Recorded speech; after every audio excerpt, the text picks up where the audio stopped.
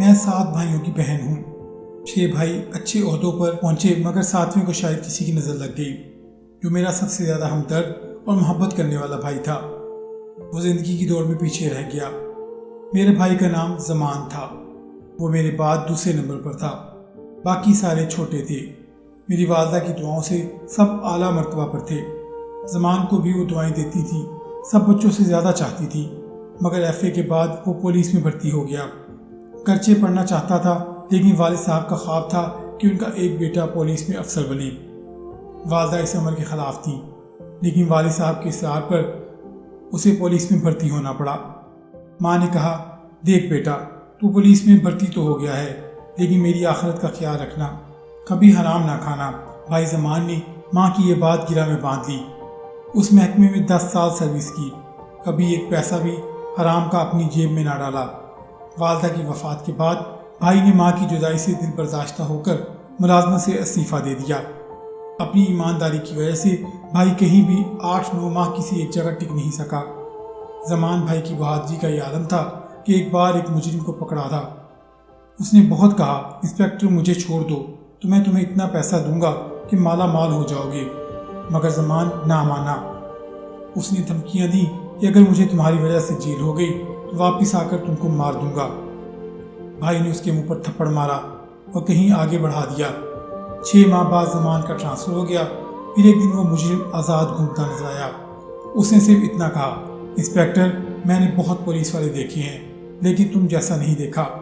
میں تمہارا احترام کرتا ہوں، کبھی کوئی کام پڑے تو مجھے بتانا، بس تم اپنے آپ کو ٹھیک کر لو۔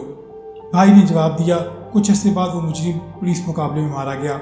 بھائی نے ماں کو واقعہ سنایا تو ماں کے منہ سے بے اختیار نکلا، اے اللہ ہر ماں کو نیک اولاد دے۔ اللہ جانے وہ کس بد نصیب ماں کی اولاد تھی، اللہ اس کی مغفرت کرے، آمین۔ میری ماں ایک نرم مزاج کی خاتون تھی۔ جب بیٹے کسی خطرے میں گر جاتے تو سجدے سے سر نہ اٹھاتی، مگر ان کو فون پر یہی کہتی، بیٹے قدم پیچھے نہ ہٹانا، بہادری دکھانا، بزدلی نہیں ورنہ اپنا دودھ نہیں بخشوں گی۔ امی جان ہر وقت وضو کی حالت میں رہا کرتی تھی۔ مجھ سے کہتی تھی، میں ہر لمحے اپنے بچوں کی عافیت مانگتی ہوں اور دعا کرتی ہوں، اس لیے وضو کی حالت میں رہنا ضروری ہے۔ مجھ سے کہتی، بیٹی تیرے بھی 3 بیٹے ہیں، اگر انہیں اعلیٰ عہدوں پر دیکھنا چاہتی ہو تو انہیں بہادر بناؤ اور ہمیشہ وضو کی حالت میں رہنے کی کوشش کیا کرو کہ باوضو ہو کر دعائیں مانگی جائیں تو قبول ہوں گی۔ جب مرض مرگ میں مبتلا ہوئیں تو بیٹوں کو اکٹھا کیا اور کہا کہ میرے بچوں، میرے پاس جو زیور میری میکے کا ہے وہ میں یتیم بچیوں کو دینا چاہتی ہوں۔ اگر میری اولاد میں سے کسی کو اس پر اعتراض ہو تو بتا دو، میں اس کا حصہ جو بنا ہوگا دے دوں گی۔ ہم 8 بچوں نے یک زبان ہو کر جواب دیا، ماں آپ ضرور اپنا زیور یتیم بچوں کو دے دیں، ہم میں سے کسی کو کوئی اعتراض نہیں۔ پھر انہوں نے کہا، یتیم خانے میں موجود 4 بچیوں کی شادی کے انتظامات ہو رہے تھے، انہوں نے یہ زیور ان کو دے دیا۔ میرے 6 بھائیوں کی شادی ہو چکی تھی، ایک زمان باقی تھی۔ اماں ان کے لیے لڑکی کی تلاش کر رہی تھی مگر زندگی نے مہلت نہ دی۔ بھائی کو تو ان کی وفات سے ایسا دھچکا لگا کہ دنیا کی ہر چیز سے دل اچاٹ ہو گیا اور نوکری چھوڑ دی۔ ان کے اعلیٰ افسر نے کہا، ایسی بے وقوفی نہ کرو، مگر وہ نہ مانا۔ مجھے بھائی پر بہت ناز تھا۔ دوسری شادی کے بعد والد نے اس سے منہ موڑ لیا تھا۔ دوسری شادی کے بعد وہ ایک سنگ دل باپ بن گئے تھے۔ زمان سے کہا کہ تم نے نوکری کیوں چھوڑ دی، اب اس گھر سے نکل جاؤ، جہاں چاہے رہو۔ زمان گھر سے چلا گیا مگر استعفیٰ واپس نہ لیا کہ یہ نوکری ان کے مزاج کے خلاف تھی۔ اماں کی لاج رکھنے کے لیے جب تک وہ زندہ رہیں ملازمت سے جڑے رہے تاکہ ناراض نہ ہوں۔ ماں کو والد صاحب کا بیٹے کے ساتھ ناراض ہونا گوارا نہ تھا۔ جب مجھے پتہ چلا زمان کو ابا جان نے گھر بدر کر دیا ہے تو میں نے اماں کے واسطے دے کر انہیں اپنے گھر بلایا۔ آئے تو مگر کہا کہ 3 دن سے زیادہ تمہارے گھر نہیں رکوں گا، تم شادی شدہ ہو اور شادی شدہ بہن کے گھر رہنا اچھی بات نہیں۔ زمان بھائی کی جیب میں 1500 روپے تھے۔ معلوم ہوا کہ ایک وقت کا کھانا ہوٹل سے لے کر کھانا ہے۔ میری آنکھیں آنسو بہانے لگی۔ اماں کی محبت اور اس بیٹے سے ان کو ناز یاد آنے لگی۔ وہ خانسامہ سے کہہ کر ان کی پسند کے کھانے بنوا کر کمرے میں رکھتی تھی۔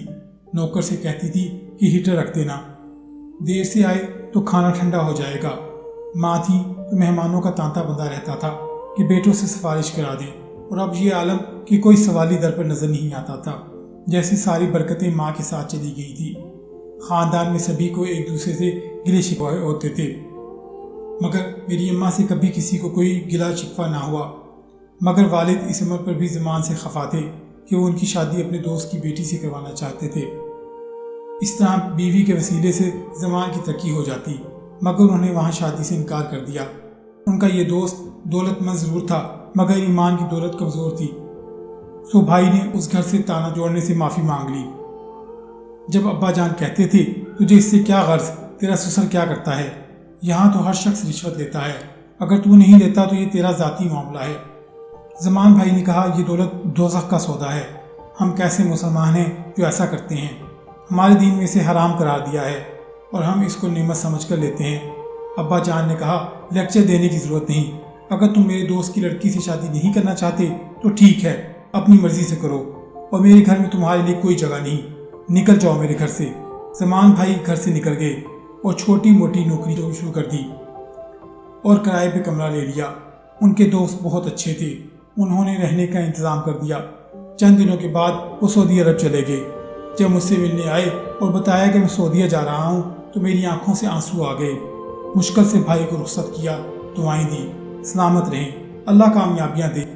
فون پر رابطہ رہتا تھا، شروع میں ملازمت نہیں ملی، پھر کچھ دنوں کے بعد ایک فن میں ملازمت مل گئی تو مجھے بہت خوشی ہوئی اور اللہ کا شکر ادا کیا۔ زمان بھی بہت خوش تھا، اب تو اس کو بڑا گھر بھی مل گیا تھا۔